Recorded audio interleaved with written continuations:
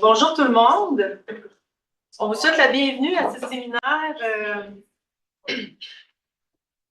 que j'ai organisé avec Paul Georges, aussi avec Cindy Dumais, responsable du comité étudiant du CPQ. Et on est super content de faire ça à l'IBIS. Vous savez qu'on essaie de favoriser le plus souvent d'amener nos invités à l'IBIS parce que vous êtes sans doute beaucoup plus intéressés par la microbio que les cardiologues de l'IUCPQ. Fait que quand on a des conférences plus microbio, habituellement, ben, on est vraiment content d'être ici. Fait que merci de nous accueillir. Puis bienvenue à tous. Si je savais chanter la Marseillaise, je la chanterai aujourd'hui. Notre invité arrive direct de la France et qu'on est le 14 juillet. Je vais m'abstenir pour pas vider la salle. Mais brièvement, Virginie et David sont deux professeurs à l'Université de Caen-Normandie avec lesquels on collabore, Paul et moi, depuis plusieurs années. Notamment, leur visite est justifiée dans le cadre d'une subvention Samuel de Champlain. Donc, des étudiantes, Cindy et Elisabeth, ont pu aller faire un stage d'un mois récemment à leur laboratoire. Eux, c'est leur deuxième visite ici. Puis Paul est allé, moi je suis allée aussi. Donc, ça permet vraiment d'activer les collaborations entre nos équipes. Alors, on est vraiment heureux de les avoir, surtout dans le contexte où David et Virginie sont des experts en écologie. Nous, ça a toujours été comme un aspect de notre recherche qui est important. On ne se considère pas comme des experts, donc on peut vraiment profiter de toute leur expertise au niveau même moléculaire des fongies, puis aussi l'identification, les mycotoxines. Alors, je fais une brève bio. Donc, David Garon est professeur de botanique, mycologie et biotechnologie à l'UFR Santé de l'Université de Caen. Il enseigne les sciences végétales et fongiques dans le cursus pharmacie ainsi qu'en sciences pour la santé. Et Virginie Séguin est maître de conférence à l'unité Grand Ouest Normandie dans le département de génie biologique de l'Université de Caen, où elle enseigne la pharmacologie et la toxicologie. Donc aujourd'hui, ils vont nous présenter sur la qualité des aérosols fongiques avec des exemples d'études de terrain. Donc, vous voyez un peu notre mariage s'est effectué de quelle façon. C'est vraiment à travers nos intérêts communs, bioaérosols, champignons. Ça nous fait vraiment très plaisir. La conférence est enregistrée, soit sûrement conservée sur YouTube. Sur YouTube, OK. Au canal de l'IBIS. Exactement. Parfait. Puis il y a des gens qui sont en ligne car on avait aussi fait la promotion de cette conférence-là pour les gens de nos différents réseaux qui sont à l'extérieur de l'IBIS. Donc, merci encore, David et Virginie, puis on vous écoute. Merci Caroline. Tout d'abord, je voudrais remercier Caroline et Paul pour leur accueil et puis vous remercier tous et toutes pour votre présence.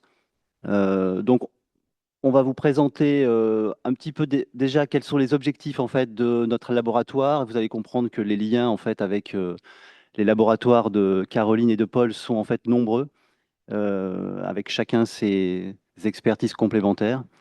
Et puis, donc, les objectifs de notre équipe, en fait, c'est de s'intéresser à l'exposition humaine et animale aux champignons, et en particulier aux bioaérosols fongiques, donc aux moisissures et aussi à certaines de leurs molécules toxiques qu'on appelle des mycotoxines. Deuxième objectif, c'est d'étudier les impacts sanitaires. Alors, au laboratoire, on a des gens qui travaillent plutôt sur l'impact pulmonaire et puis aussi des gens qui s'intéressent aux perturbations endocrines, puisque certaines mycotoxines, en fait, ont des effets de perturbations endocrines.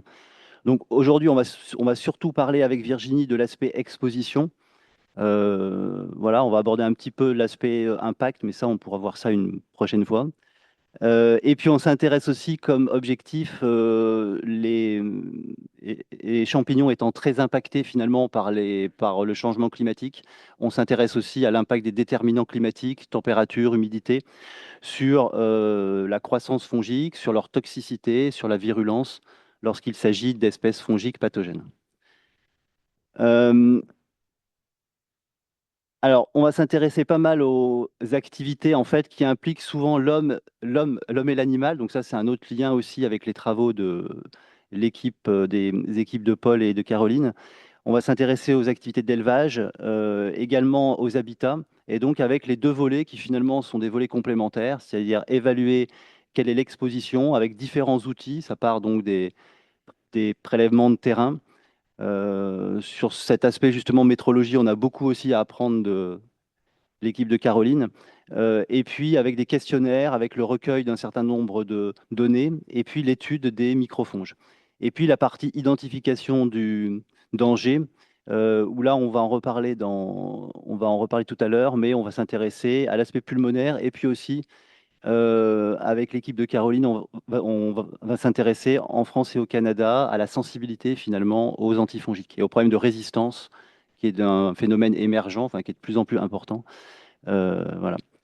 Euh, dans notre démarche, ce qui va nous intéresser aussi, c'est les transferts de nos souches fongiques finalement, ben, des matrices contaminées jusqu'à l'air, l'air étant un vecteur de ces moisissures et de ces mycotoxines. Et puis les collègues qui vont travailler sur les impacts, eux vont s'intéresser aussi aux mycotoxines, mais aussi aux cocktails, hein, puisque souvent il n'y a pas une seule mycotoxine, mais on a tout un tas de molécules présentes en même temps. Alors, on va se focaliser sur, bien sûr, sur les pathogènes fongiques émergents, hein. Il y en a un certain nombre qui ont été définis par l'OMS comme des pathogènes émergents, mais on est un peu plus large, c'est-à-dire qu'on s'intéresse aussi à la biodiversité fongique, c'est-à-dire qu'on ne s'intéresse pas que à certaines espèces, on essaye d'avoir une vue globale, et puis ensuite de se focaliser sur telle ou telle espèce qui a un intérêt au niveau santé-environnement. Les déterminants climatiques, j'en ai déjà parlé, et puis cette production de métabolites, hein, qui souvent va avec cette présence de champignons. Alors, des approches qui vont du terrain au laboratoire, et on va illustrer ça aujourd'hui avec quelques exemples. Donc, la partie prélèvement, la partie taxonomie fongique, c'est-à-dire dans nos études, ben, quand on va s'intéresser à un groupe de champignons, là, on ne peut pas s'empêcher, on est des mycologues, donc quand il y a certains groupes de champignons en termes de taxonomie, on va essayer d'aller un peu creuser si c'est un groupe dont la taxonomie est un petit peu méconnue ou est en fait revue. Donc, il y a des aspects plus, je dirais, de taxonomie. L'aspect exposition au niveau respiratoire. Donc là, on a démarré aussi des travaux, ça on pourra en reparler une prochaine fois, mais où on va en fait exposer des cellules via des systèmes en fait d'interface air liquide, c'est-à-dire on va générer des bioaérosols fongiques et on va exposer des lignées cellulaires avec des bioaérosols qui sont constitués par des souches de champignons ou par des mycotoxines. Voilà, sur la partie impact, il y a des personnes qui sont spécialistes au labo de la signalisation œstrogénique. Et puis un volet plutôt analytique, là, c'est du dosage de mycotoxines et des profils métaboliques avec accès à un certain nombre de plateformes. Et puis le dernier élément que j'ai mis ici et qui est aussi important, c'est un moyen aussi d'échange qui est intéressant dans le cadre de projets ou autres. On a une collection fongique avec des souches en fait qui sont issues de l'environnement. Donc on a plusieurs milliers de souches fongiques issues de bioaérosols, issues de matrices contaminées. On a une collègue aussi qui est au centre hospitalier de Caen, donc on peut comparer ça avec des isolats cliniques. Donc ça, c'est des outils aussi intéressants dans les projets. C'est des souches qu'on peut mobiliser dans des études, je dirais, comparatives. Alors, on a commencé en fait en milieu agricole il y a 20 ans, où au début, on s'est intéressé en fait aux ensilages de maïs au niveau de la Normandie. Quand on a commencé à s'intéresser à cette problématique-là, on nous a d'abord dit il n'y a pas de mycotoxines, il y a parfois des champignons, mais c'est très très rare. On voit ici une poche, enfin, une poche de contamination avec du Monescus ruber, là.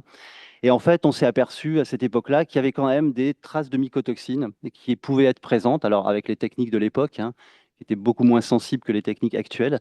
Mais on a vu qu'il y avait des mycotoxines, en particulier certaines mycotoxines produites par certains aspergillus, comme de la gliotoxine, qui, lorsqu'il y avait une utilisation en fait, qui était un peu prolongée de certains ensilages, hein, les ensilages étaient un peu en, je dirais, en surchauffe, et il y avait possibilité de production de certaines mycotoxines. Donc ça, c'était les premières études descriptives. On s'est intéressé ensuite, donc dans la même période, en fait, à différentes activités de fanage, de pressage, pour essayer de voir en fait si on retrouvait, alors bien évidemment, on retrouvait des champignons, mais si on retrouvait aussi des traces de certaines mycotoxines. Donc on retrouvait certaines traces de fusariotoxines, donc qui sont des mycotoxines produites par des fusariums dans certains cas. Euh, on s'est intéressé aussi à un certain nombre de mycotoxines étant mutagènes, hein, avec des tests classiques, je dirais, de routine en mutagénicité. On essayait aussi de voir s'il y avait une mutagénicité de certains extraits fongiques par rapport à des concentrations connues en mycotoxines. Et là, ça ouvrait aussi à l'époque des voies en fait sur la richesse métabolique en fait de certaines espèces.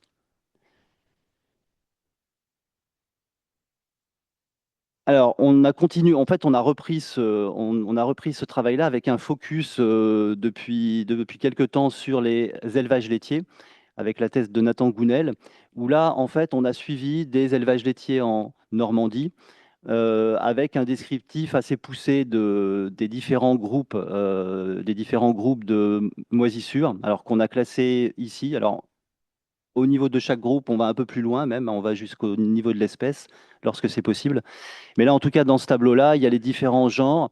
Et puis, on a suivi donc avec un aspect saisonnier, c'est-à-dire qu'on a suivi ça pendant plusieurs saisons, les mêmes exploitations. On a suivi donc l'air dans la stabulation, toujours un comparatif avec l'air extérieur, et puis l'air durant des activités d'alimentation, de traite ou de paillage. Et en fait, on s'aperçoit dans cette étude en fait descriptive que en fait, il y a un niveau un petit peu, il y a un niveau de fond en aspergillus, c'est-à-dire qu'on a de l'aspergillus, on voit ici, c'est rouge partout, on a de l'aspergillus tout le temps. Alors après, il y a voilà, on a affiné ça, c'est-à-dire qu'il y a certains groupes d'aspergillus qui vont être présents plutôt à certaines périodes ou autres, mais en tout cas, on a un niveau aspergillaire. Et puis de temps en temps, il y a des genres qui, eux, vont plutôt être dépendants de la saison et vont apparaître. C'est ce qu'on a pu voir, par exemple, avec Cladosporium, hein, qui est une moisissure connue aussi en milieu intérieur. On a en fait des spots comme ça de certains groupes fongiques qui apparaissent là avec des effets plutôt en fait saisonniers. En termes de charge fongique, c'est-à-dire de concentration globale fongique, on n'a pas déterminé, en tout cas au niveau statistique, de différence entre les saisons, mais en revanche, on a des différences en fait au niveau des activités. C'est-à-dire que cette concentration fongique, c'est assez logique, hein, mais elle va changer en fait selon l'activité pratiquée. Alors, ces études-là nous permettent aussi de collecter des isolats fongiques qu'on va caractériser donc au niveau phénotypique, au niveau moléculaire.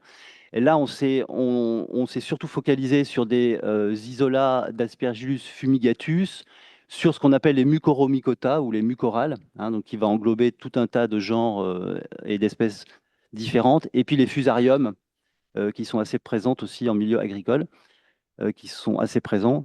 C'est en fait ces isolats fongiques, on a essayé de voir, donc là c'est une thèse qui a démarré, la thèse de Kenza, où on a essayé de voir en fait si ces isolats étaient sensibles ou résistants aux antifongiques. Donc dans un premier temps, on s'est focalisé sur deux antifongiques, l'itraconazole, qui est très utilisé en médecine humaine ou vétérinaire, et l'énilconazole, qui lui va être utilisé en médecine vétérinaire, mais aussi beaucoup en agriculture. Et donc on voit en fait, on a à peu près donc sur les isolats. Alors voilà, faut être prudent. Là, on a juste testé une centaine d'isolats, hein, donc c'est vraiment le début. Mais sur ces isolats-là, on trouve il y a à peu près 10% de souches d'Aspergillus fumigatus qui sont résistants à l'itraconazole.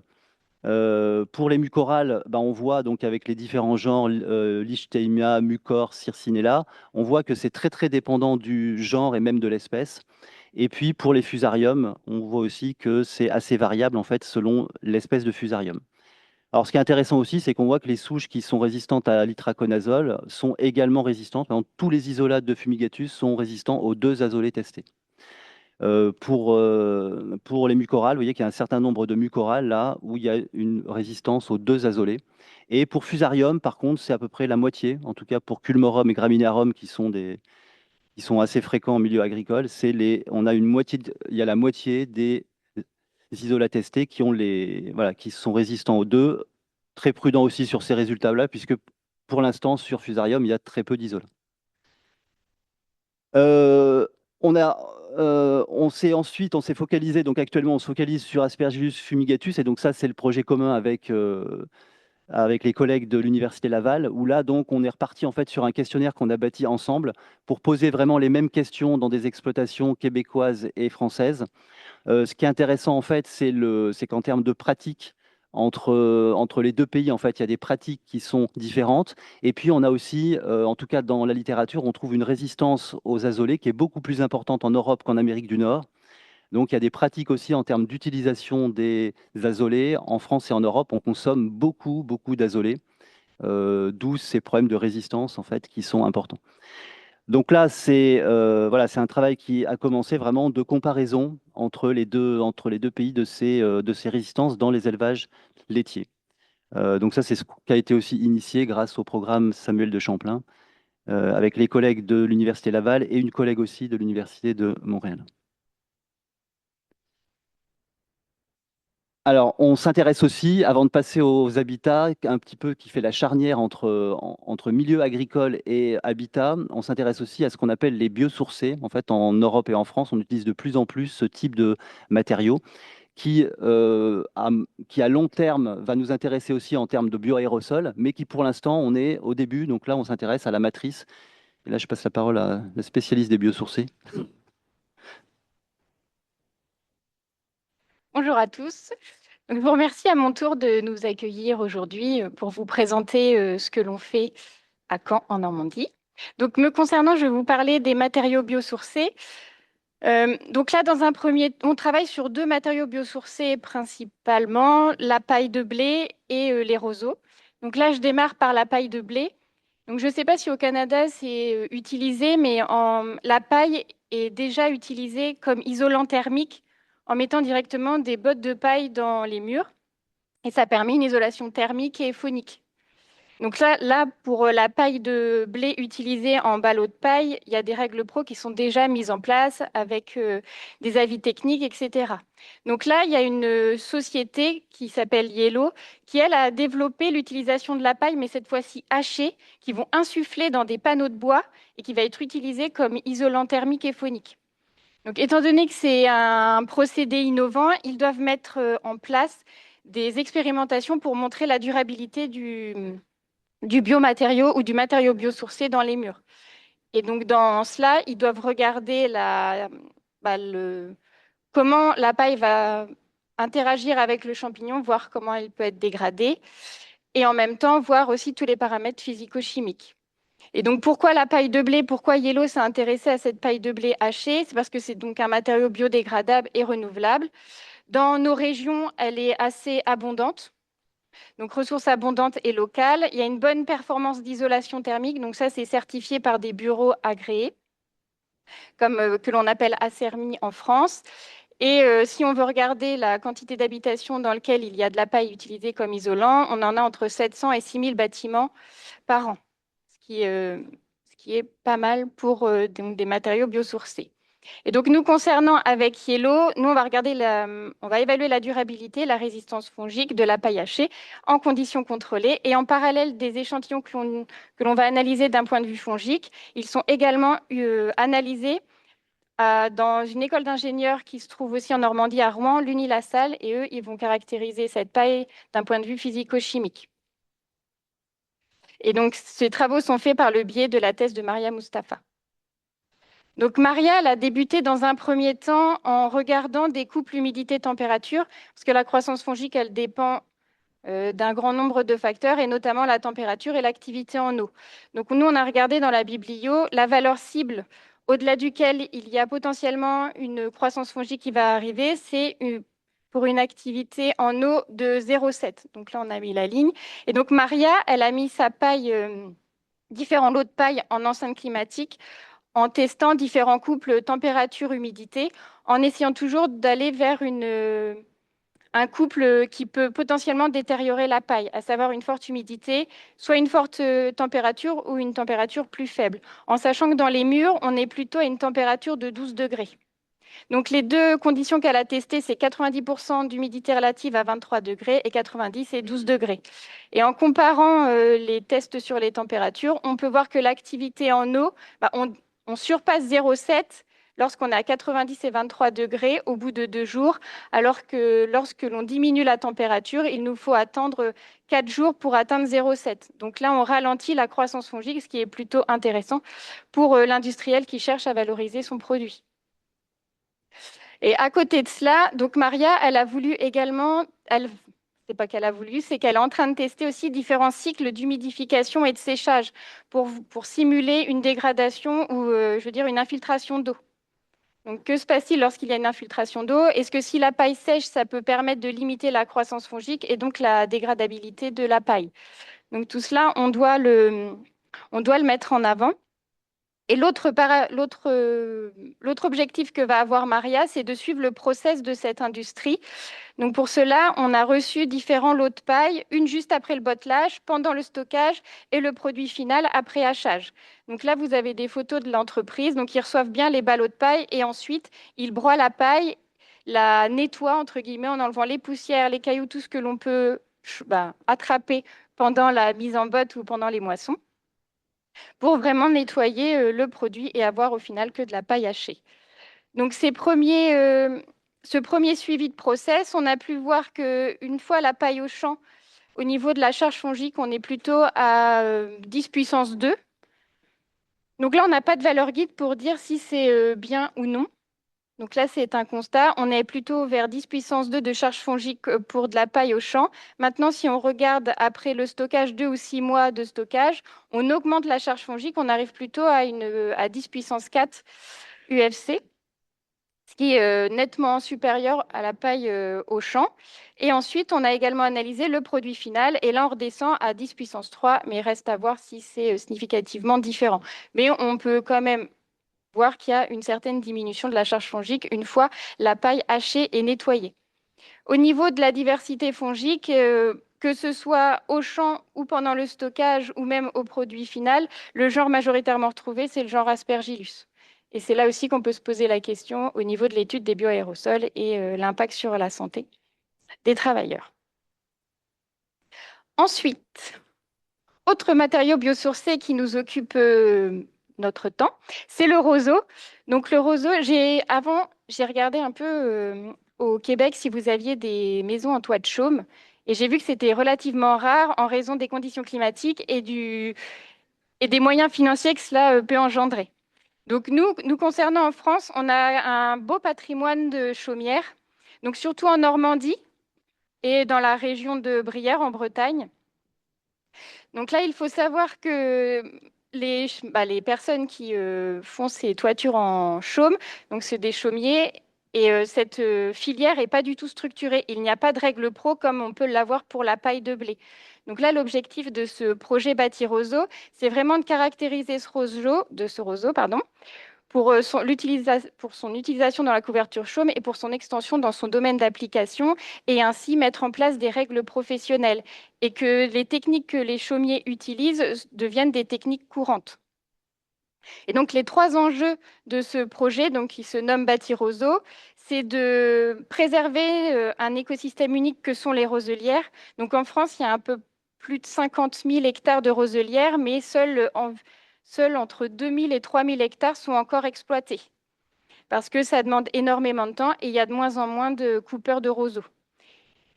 Mais là, l'objectif d'un Bâti Roseau, ce serait justement de réhabiliter ces roselières parce que la plupart des roseaux qui sont utilisés sur nos toitures proviennent de Chine, de Hongrie, de Turquie.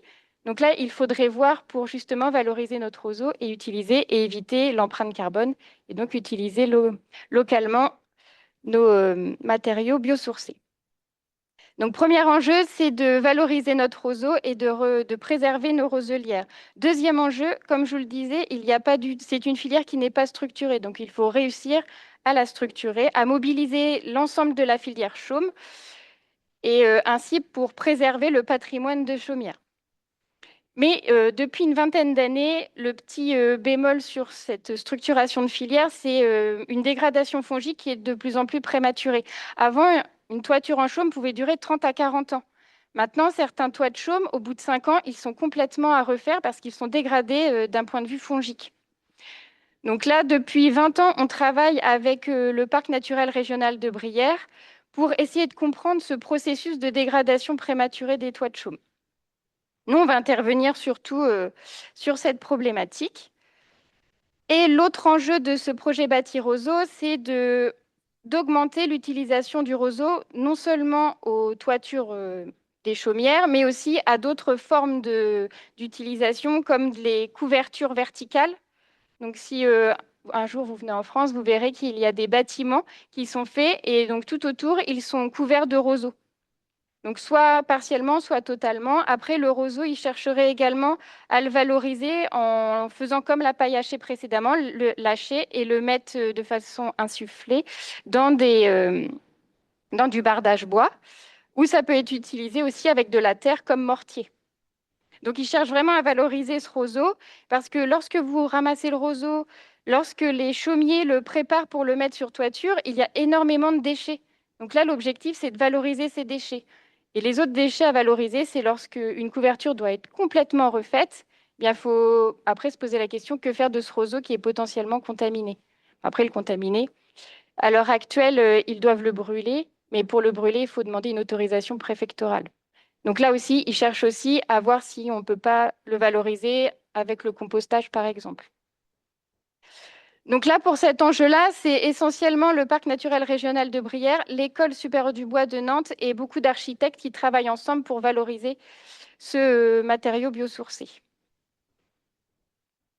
Et donc, concernant ce projet Bâti Roseau, donc au départ, dans ce projet, ou bien avant ce projet, on a suivi une chaumière qui s'appelle la Catiche, qui en 2018 a vu sa toiture complètement refaite. Et donc à ce moment-là, ils se sont dit autant valoriser cela autant valoriser cela en mettant plusieurs capteurs au sein de la toiture pour voir le comportement de la toiture chaume d'un point de vue température et humidité à différentes profondeurs de la toiture et à différents positionnements de la toiture, donc façade nord, sud, en haut, au milieu ou en bas, pour voir véritablement comment se comporte une toiture chaume. Et donc cette catiche, on l'a suivie dès le début de sa réflexion en 2018. On l'a suivie d'abord mensuellement, ensuite tous les 2 mois, ensuite tous les 6 mois et après tous les ans, pour voir l'évolution justement du cortège fongique, en sachant qu'on a également analysé le roseau qui a été mis sur couverture avant la pose, pour qu'on ait une idée de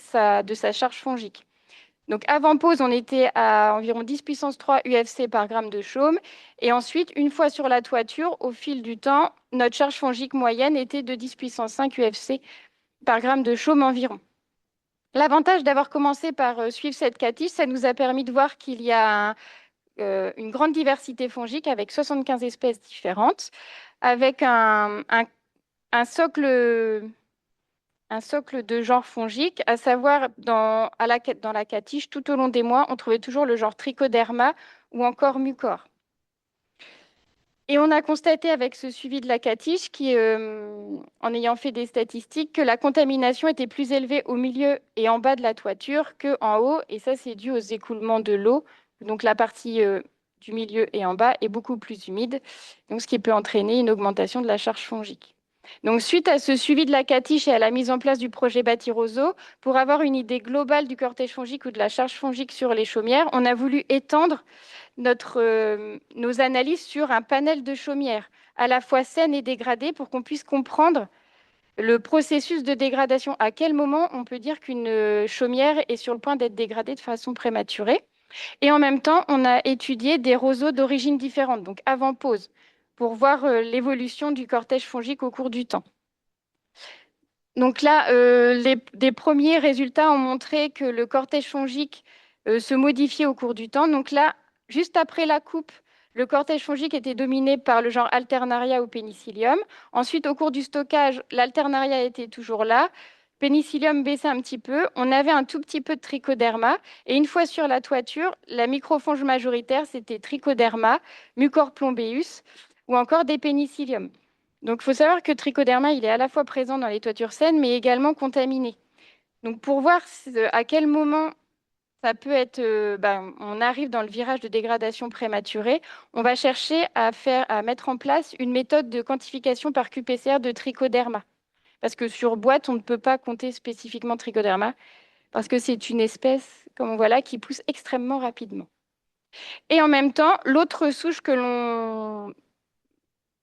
auquel on s'intéresse au niveau des chaumières contaminées, c'est le genre Fuscoporia.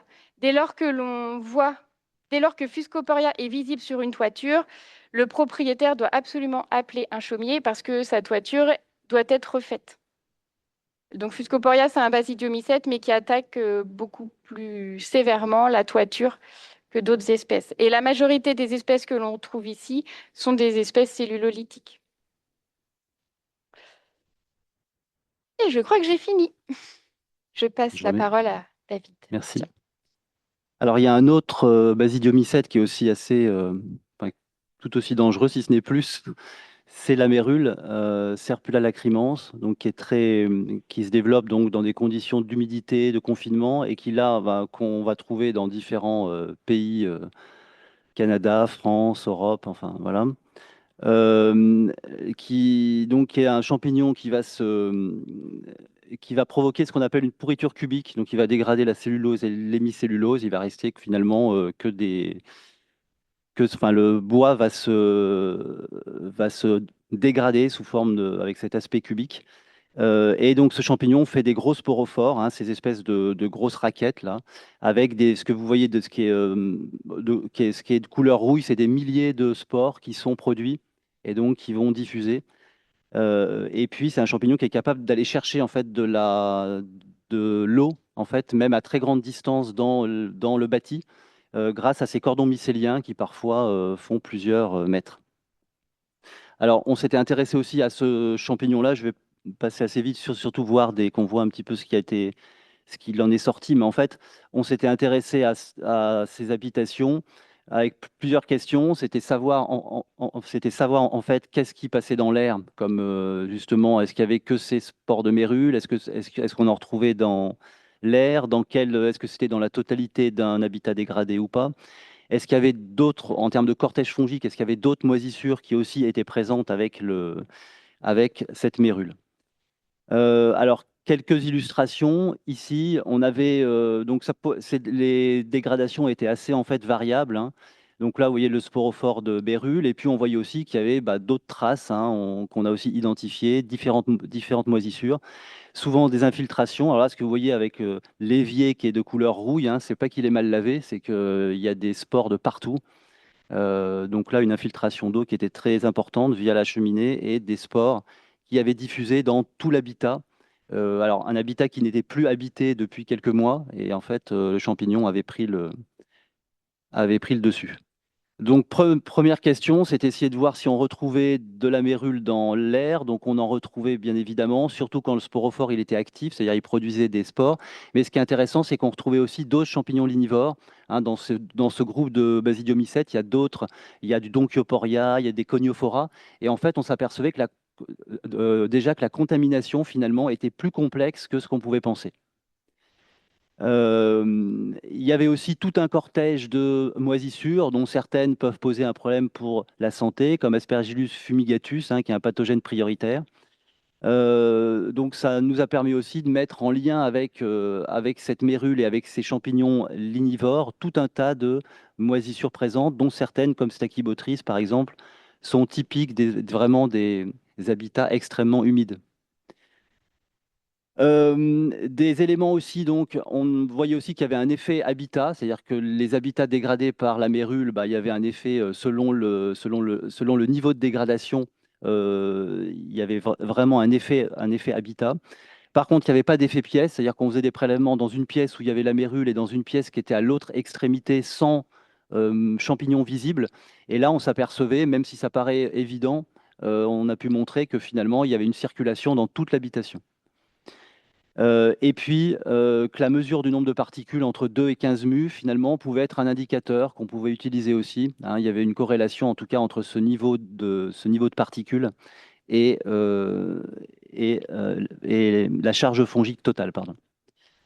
Des effets plus en termes de prélèvement, on avait testé des capteurs liquides et aussi solides, c'est-à-dire sur des filtres où on recueillait plus de champignons via la voie liquide. Et pareil, en termes de température de croissance, c'était un petit peu pour déterminer qu'est-ce qu'il fallait qu'on fasse finalement, s'il y avait un protocole à déterminer pour suivre ce type d'habitation, qu'est-ce qu'il fallait recommander comme type de préleveur, comme type de croissance en laboratoire.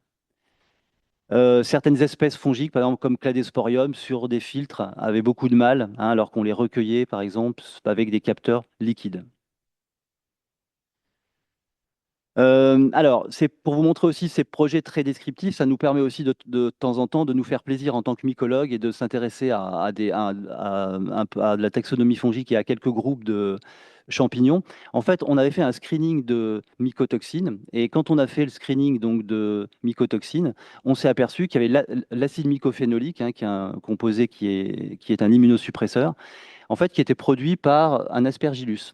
Qui est un aspergillus de la série Aspergillus, Aspergillus pseudoglocus.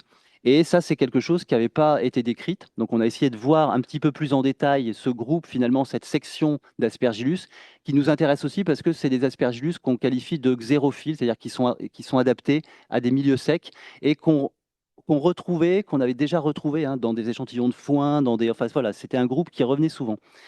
Et donc, on avait pu montrer que dans toutes ces espèces-là, dans cette section, il y avait celui qui produisait finalement le plus d'acide mycophénolique, c'était cette espèce d'Aspergillus pseudoglocus.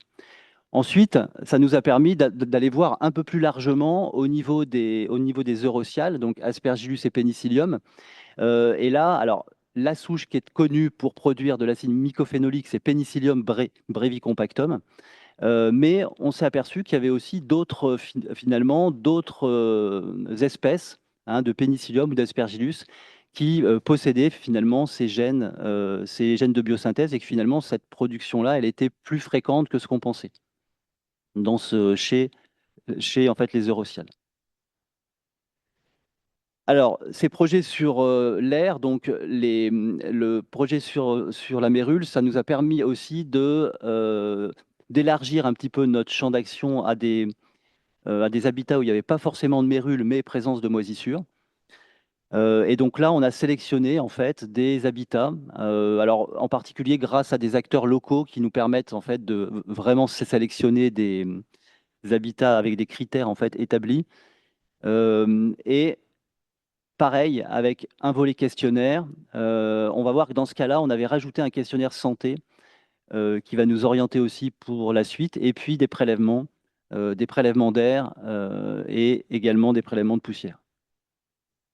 Alors là, on retrouvait finalement dans ces habitats avec présence de moisissures, on retrouvait les trois principaux genres, hein, Aspergillus, Cladosporium et Penicillium, avec justement beaucoup d'Aspergillus. Ici, on retrouvait aussi une série qui va nous intéresser, c'est les Aspergillus de la série Versicolores, qui va nous intéresser ensuite, enfin, qui nous a intéressé ensuite au niveau taxonomique et qu'on retrouve d'ailleurs dans des prélèvements de Cindy, hein, voilà, dans d'autres habitats. En fait, c'est une série aussi qui revient souvent dans les habitats. Les symptômes, donc pareil, il faut être prudent sur ces analyses-là. C'était des symptômes qui étaient ressentis, hein, donc c'est un questionnaire qu'on avait mis en place avec des cliniciens du centre hospitalier de Caen.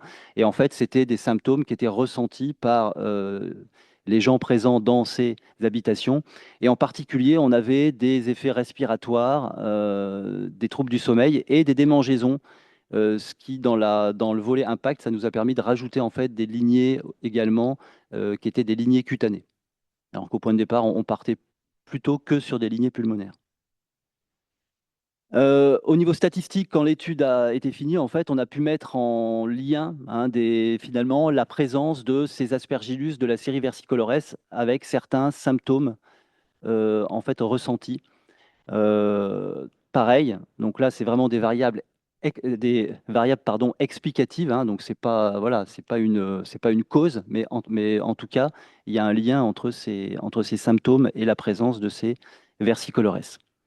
Alors, ces versicolores, on s'est intéressé dessus au niveau taxonomique parce qu'en fait, c'est des champignons qui ont une taxonomie. Alors, en mycologie, la taxonomie change très, très régulièrement. Et ici, c'est une taxonomie dans cette série-là qui a beaucoup bougé. Hein, c'est-à-dire, il y a en fait 20 ans, on parlait de versicolore. Ensuite, on a parlé de la série versicolores avec, avec plein d'espèces différentes. Et puis, finalement, ensuite, ça s'est resserré un petit peu autour de ces, ici, autour de ces 4 clades-là, la taxonomie s'est ensuite resserrée. Donc, on a essayé de voir, nous, finalement, qu'est-ce qu'on avait, finalement, ce qu'on appelait aussi dans nos anciennes études, on appelait ça du versicolore. On a ressorti toutes les souches, on a regardé aussi ce qu'on avait dans ces habitats moisis, là, et on a essayé de voir finalement, qu'est-ce qui revenait de plus. C'était Krébert, hein, qui est l'espèce, en fait, qui est la plus récurrente et qui revient le plus souvent, finalement, dans les bioaérosols. Alors, on a étudié pareil, j'avais dit que je ne parlerais pas beaucoup d'impact, mais voilà, on a essayé de voir en termes d'utiliser le potentiel oxydant, voire de comparer justement versicolore avec enfin, les espèces de la série Versicolores avec Fumigatus, puisque c'est un marqueur qui est utilisé aussi souvent pour en fait, les particules. On a regardé la cytotoxicité, donc on a vu qu'en cytotoxicité, il y avait des différences finalement entre les espèces et que finalement c'est Krébert qu'on retrouvait le plus, qui était le plus cytotoxique au niveau en fait pulmonaire, avec également une cytotoxicité plus marquée au niveau cutané. Et ça, c'est des choses qu'on voyait dans des habitats, hein, dans des habitats extrêmement contaminés par versicolores. On voyait vraiment des signes cutanés en fait chez les personnes, chez les habitants. On s'est intéressé à la production de stérigmatocystine. Donc, ce qui nous intéresse aussi dans cette série versicolores, en fait, c'est qu'elle produit de la stérigmatocystine, qui est intéressant parce que c'est un précurseur des aflatoxines. Donc, c'est un composé qui est génotoxique, hein. Donc, cette production était plus importante chez Krébert, qui est la souche qui est la plus présente. En revanche, la biosynthèse, elle s'arrête en tout cas, décidément. La biosynthèse, elle s'arrête à la stérigmatocystine, hein. En tout cas, on n'a pas pu démontrer de production d'aflatoxine à partir de ces isolats. Et puis, on a pu aussi corréler les transcrits, en fait, ici du gène AFLR, hein, qui est impliqué dans la biosynthèse des aflatoxines avec la production de stérigmatocystine. Alors, ce qui nous a intéressé aussi, c'est Krébert, c'est l'aspect déterminant climatique, c'est-à-dire que, voilà, est-ce que cette souche qu'on retrouvait vraiment de façon majoritaire dans nos habitats finalement moisis, est-ce que cette souche était influencée par des déterminants climatiques? Donc, on a testé plusieurs températures. Alors, on a testé la température de 19 degrés parce qu'il y a 2-3 ans, c'était la température qui avait été préconisée par le gouvernement français pour chauffer les habitats intérieurs du fait des problèmes énergétiques. La température était voilà, donc on a voulu voir si cette température qui était préconisée avait finalement un effet. Et puis température de 28 degrés, puisque dans ces habitats, surtout actuellement, mais on dépasse même les 28 degrés souvent, on a des augmentations de température qui sont importantes, voilà, dans tout un tas de régions. Et donc, on avait vu que cette température, que l'augmentation en particulier de température avait des effets sur la croissance. Donc ça, c'est des choses qui ont été décrites, par exemple, chez des souches comme les Aspergillus de la série Flavie.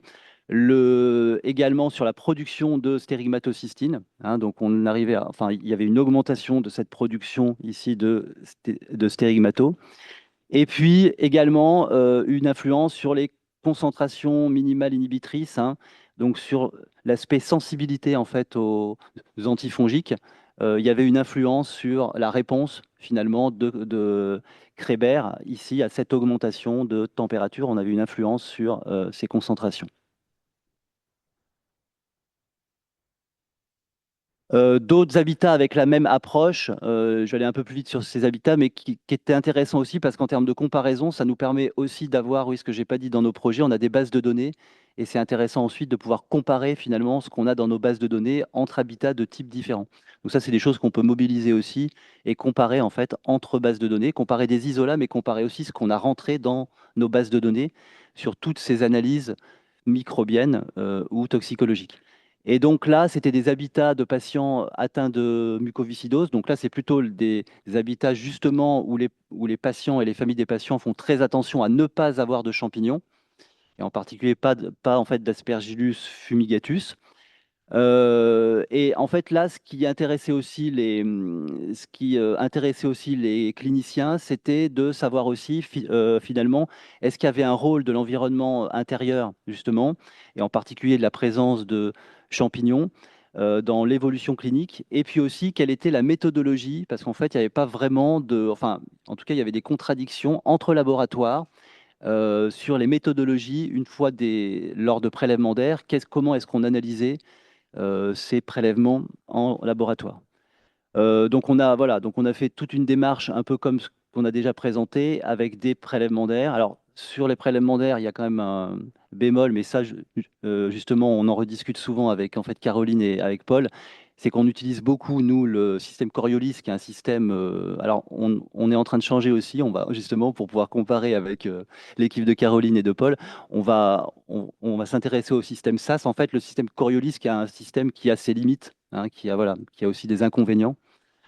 Euh, mais il se trouve qu'on a commencé un certain nombre d'études avec ce système-là, donc on fait ce système-là, même si on change un peu, on continue en parallèle avec ce système-là pour pouvoir comparer en fait avec les anciennes études.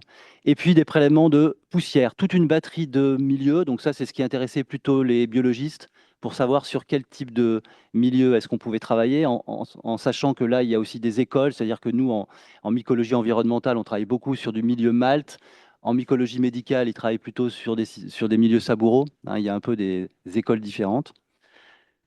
On avait identifié donc tout un tas de souches fongiques dans l'air, dans les poussières, certaines étant communes même aux deux matrices. Je ne vais pas refaire toute la liste avec tous ces noms de champignons, mais ce qui était intéressant, c'est qu'on retrouvait quand même certains pathogènes prioritaires, en particulier certains aspergillus. Pas de Cédosporium, qui est une souche aussi qui est à risque. Donc ça, c'était plutôt une bonne nouvelle. On avait testé en fait deux systèmes Coriolis, un système liquide et un système sec en fait. Voilà, on s'apercevait que le système liquide en tout cas était préférable. Et en termes de milieu de culture, ça nous a permis de déterminer que finalement, ces trois milieux-là étaient, en tout cas au niveau statistique, étaient équivalents en termes de résultats fongiques. Donc là, finalement, on a déçu personne. Nous, on peut continuer sur notre milieu MEA et ceux qui le souhaitent sur leur milieu saboureux. Il faut que j'avance. Autre projet aussi, ça c'est pour vous montrer le lien en fait homme-animal. La Normandie est un territoire aussi où il y a beaucoup de chevaux. Et donc il y a pas mal de questionnements sur l'effet des bioaérosols sur la santé équine. En sachant qu'au niveau respiratoire, il y a des points communs en plus entre le cheval et l'homme. En particulier, il y a certaines aspergilloses, hein, qu'on peut trouver chez le cheval. Et il y a surtout l'asthme, en fait, l'asthme équin qui ressemble au niveau clinique un petit peu à l'asthme humain. Donc c'est pareil, là, on a commencé ça il y a quelques années. Voilà, c'est un domaine qu'on connaissait peu. Et en fait, on a fait une première étude pilote où on a suivi, en fait, durant une formation qui s'appelle la formation Jeunes Cavaliers, on a suivi en fait des cavaliers. Donc là, on a installé en fait des pompes portatives sur les cavaliers. On a fait aussi des mesures d'ambiance et en fait, on a suivi durant un parcours qui était défini chaque semaine pendant 6 mois. On a suivi en fait ces chevaux et ces cavaliers avec des approches culturelles et aussi des approches de métagénomique ciblée pour les champignons.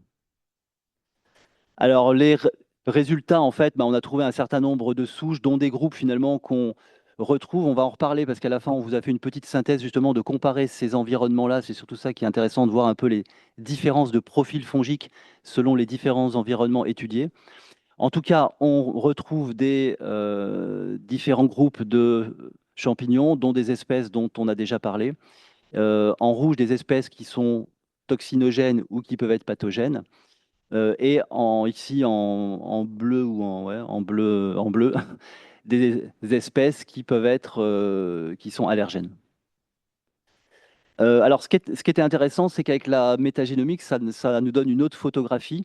Et en particulier, on s'apercevait que durant le mois d'août, on avait un basculement entre les deux principaux groupes de champignons, qui sont les Ascomycota et les Basidiomycota.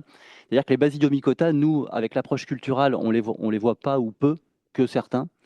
Et en fait, là, on basculait, c'est-à-dire que durant le mois d'août, on met en évidence la présence de Basidiomycota. Et en fait, ce qui a une certaine logique, hein, ce site de prélèvement en fait, est entouré de forêts. Et en tout cas, c'est une des explications. Durant le mois d'août, dans les forêts, il y a pas mal justement de basidiomycètes.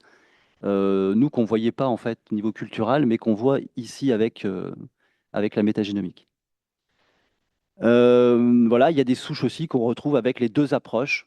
Et ici, donc, en rouge, c'est les ASCO et en bleu, les Basidiomycota, donc les principaux groupes. Donc ça, pardon, ça c'était en écurie, ça c'était à l'extérieur et ça c'était au niveau du manège, hein, le circuit étant fait en fait entre ces trois lieux. Ensuite, au niveau statistique, donc grâce à nos bases de données, on a pu mettre en évidence justement la présence de certaines souches plutôt sur les pompes portatives par rapport aux mesures d'ambiance. Des liens aussi, à chaque fois on mesurait la température, la météo du jour précédent. Donc un lien en particulier, ce qui ressortait, c'était le lien lorsqu'il avait entre la pluie, la veille du prélèvement et les champignons. Hein, donc le facteur humidité était très très important. En tout cas, ça avait une influence sur nos prélèvements. Voilà, ce projet en fait, il se continue en fait sur deux sites différents. Pareil, donc là c'est en cours. Hein. En fait, sur deux sites de l'Institut français du cheval, qui est le Cadre Noir de Saumur et le Haras du Pin. Donc la première étude pilote, c'était au Haras du Pin, où là on est allé regarder un peu plus précisément en fait au niveau des activités. En fait, il y avait pas mal de travailleurs qui se plaignaient voilà, de certaines gènes. Et on voit en particulier que durant certaines tâches, alors c'est un peu petit là, mais qu'on avait en particulier, hein, il y a de la toux en particulier qui est très importante. Durant le paillage, en fait, la toux, le nez bouché, la gêne respiratoire sont des symptômes qui ont lieu beaucoup durant ces activités-là.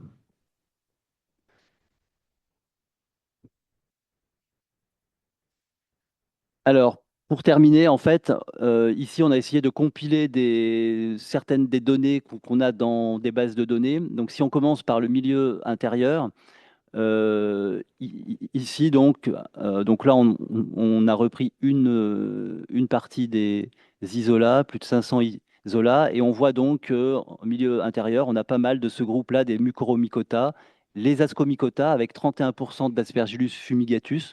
Donc, ce qui montre que fumigatus, c'est quelque chose qui est très ubiquiste hein, dans les milieux intérieurs, et puis des fusariums. Alors, pardon, si on regarde quelque chose d'un petit peu plus fin, ici donc dans le milieu équin, là on s'aperçoit en fait qu'on a vraiment une large majorité enfin on a une grande majorité de ces mucorales avec surtout une seule espèce parmi les mucorales qui est l'Ichthyeimia. Donc là, il y a vraiment une espèce qui est prédominante. Alors ça nous permet aussi finalement de mettre l'éclairage sur certains champignons qu'après on peut étudier de façon un peu plus précise. Donc ça, c'est un genre qui est aussi intéressant. Si on regarde en élevage laitier, par rapport au milieu équin, on a plus d'Ascomycota ici. Et c'est surtout le profil, en fait. Le profil des Mucoromycota est vraiment différent. C'est-à-dire qu'en élevage laitier, on a une plus grande diversité au niveau des mucorales. On n'a pas que du Lichtheimia, mais on a vraiment on a d'autres genres, Mucor, Rhizopus.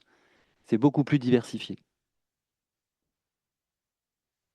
En habitat intérieur, je vous ai présenté une globalité, mais si on sépare finalement les habitats où il y avait des traces de moisissure, là on voit qu'en habitat intérieur, on a beaucoup d'Ascomycota, donc ce qu'on appelle les ascomycètes, avec Aspergillus fumigatus presque à 50%. Donc c'est vraiment la souche qui est presque majoritaire dans ces habitats. Lorsqu'il n'y a pas de traces de moisissure, c'est-à-dire si on compare les différentes études où il n'y a pas de traces de moisissure, là on voit on a Fumigatus donc, qui est également présent à la hauteur de 30%, mais on voit qu'on a une plus grande diversité. Hein, c'est-à-dire que là, en fait, quand on a pas de, c'est-à-dire des habitats qu'on peut qualifier de sains, en tout cas visuellement, là, on voit qu'on a beaucoup plus de diversité, en particulier dans le genre Fusarium. En milieu hospitalier aussi, alors là, c'est des études qu'on avait faites, donc ça, c'était dans un centre de lutte contre le cancer. Et en fait, on s'aperçoit là qu'on vraiment, chez les Ascomycota, l'espèce qui revient le plus, c'est Fumigatus, qui en fait écrase un petit peu les autres Ascomycota. et il y a peu de mucorales en fait. Et voilà, merci à tous. Donc ici la liste des collègues qui sont impliqués dans tous ces travaux. Merci.